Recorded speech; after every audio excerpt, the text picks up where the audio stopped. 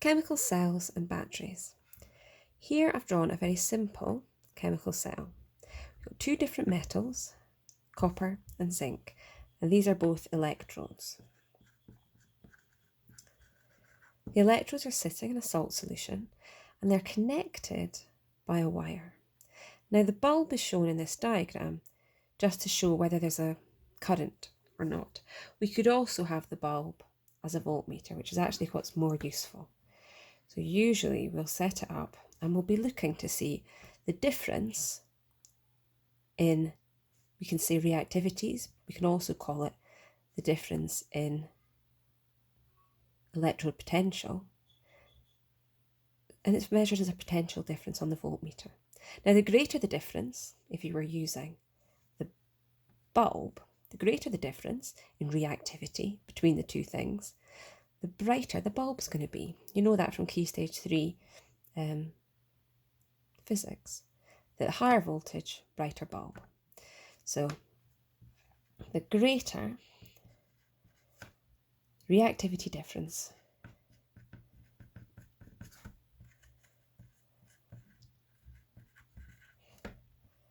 the brighter the bulb.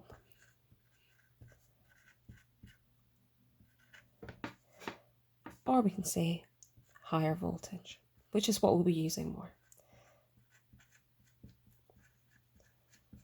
So let's get rid of the bulb and we'll keep it as a V. So we're going to measure voltages here. But why? The question is, why is there a voltage generated when you put these two different electrodes into a beaker in a salt solution? Now, I would usually have something on the top of this beaker that keeps those electrodes apart. It's important the electrodes are not touching, because what we want is for the salt solution and the wires in the circuit to be the only places where these transfers are happening. So what's happening? We're going to have, for it to be a voltage generated, you've got to have electrons. Electrons are going to be travelling in one or other direction. So what's happening here? At one electrode, you've got copper, and the copper is turning into copper ions and giving out electrons. On the other side, we've got zinc, and the zinc, let's make some space, and the zinc is going from zinc turning into zinc ions and electrons. Now we've looked at half equations before, and we know that copper makes a 2+ ion, zinc makes a 2+ ion. There are some of the ions I wanted you to learn. Copper's in the transition group, so you don't know that it's going to be 2+, but if it can usually be 2+ or 3+. If it's in the 2+ state, it'll usually be indicated of the case. But this one, it's going from copper to copper 2+, zinc to zinc 2+. Now these are the two things that could happen, but in this circuit, when they're matched up, they're not both going to go in that direction. What happens is the tendency for copper to turn into copper 2+, or zinc to turn into zinc 2+, that's how much they want to be, is it oxidized or reduced? Let's think. It's a loss of electrons. If oxidation is loss, so this here is oxidation.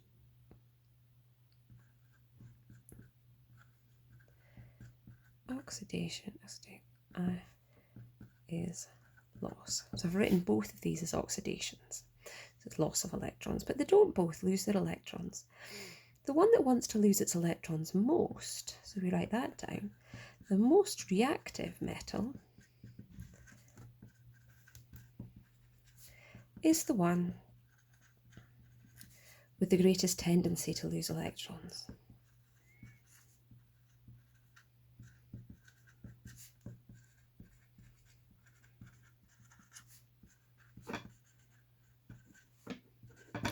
Okay, so the one that's most reactive is the one that's most likely to want to lose electrons. Now we know from what you've done further down the school about the reactivity series. You probably learned it in lots of different ways. One of the ways that I teach my lower school classes is Please send Charlie's monkeys and zebras in locked cages. Oops.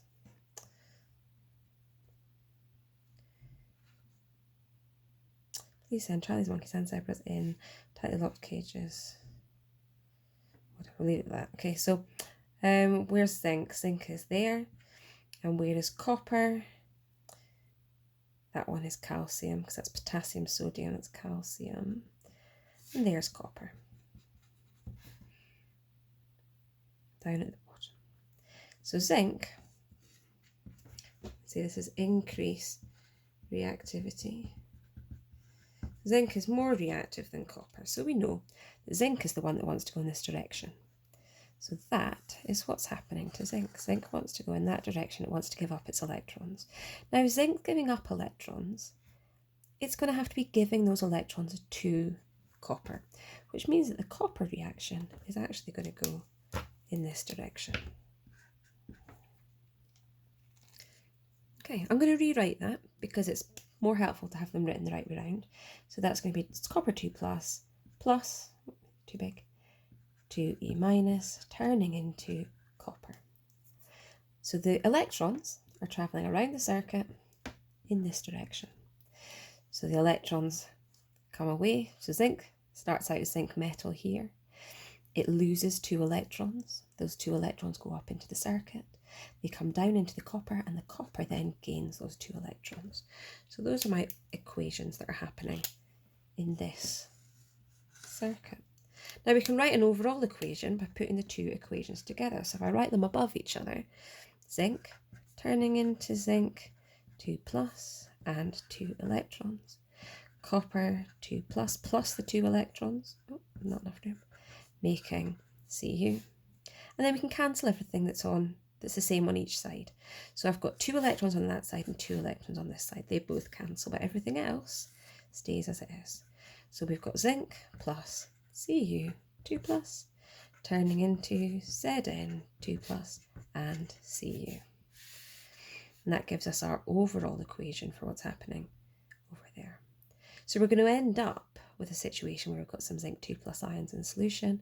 We've got the copper electrode getting larger and the zinc electrode will get smaller over time.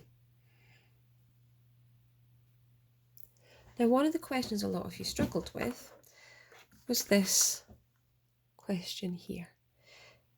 Question 2. We've got a student investigated a simple cells using the apparatus shown in the figure below. If metal 1 is more reactive than metal 2 and the voltage measured is positive, if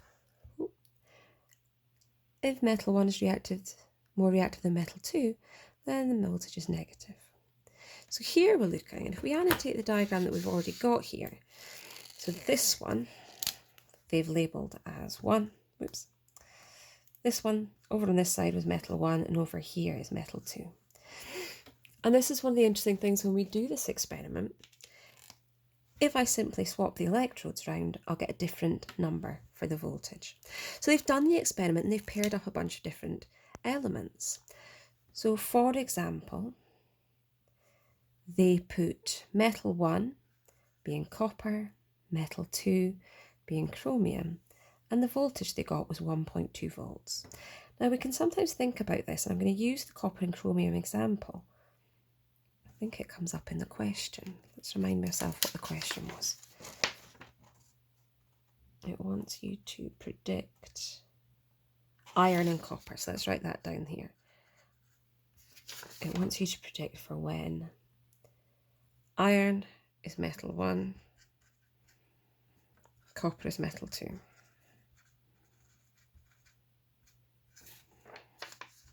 Okay.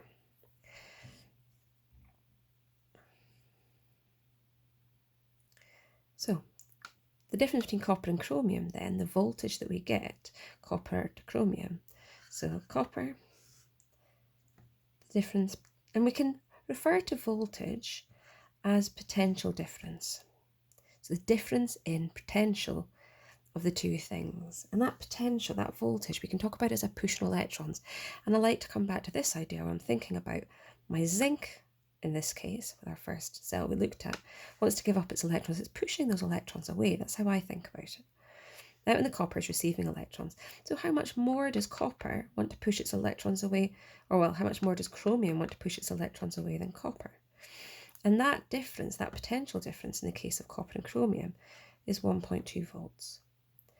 Now, the question asked about iron and copper, but because we don't have, if we look back at the question, we don't have an answer for iron and copper, it's not measured.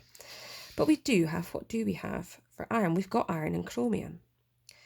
So let's put chromium onto this diagram. So we know the potential difference between copper and chromium. We know the difference between chromium and iron. Now, chromium and iron is 0.5 volts. So let's put iron there. So if the difference between copper and chromium is 1.2, and the difference between iron and chromium is 0.5, we can then presume that the difference between copper and iron is the difference here. Because if I went all the way from copper up to chromium, it would be 1.2. If I went from iron to chromium, it's 0.5. So the difference here, if I went copper to iron, has got to be what the difference is there. And that works out as 0.7 volts. Because it's 1.2, take away 0.5. And that's the answer there for the question. They wanted you to say that it's 0.7